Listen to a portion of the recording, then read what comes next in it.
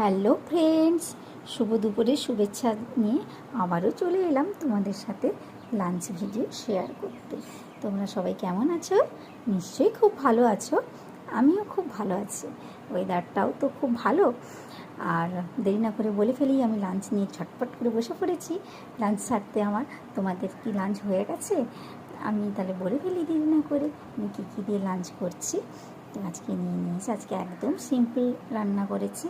আজকে নিয়েছি ভাত, আর নিয়েছি কুমড়ো ফুলের ভাজা, আর নিয়েছি কুঁদরি আলু ভেজেছি, ডিম ভেজেছি, আর একটু লেবু কেটে নিয়েছি, আর করেছি আলু পোস্ত আর ডাল।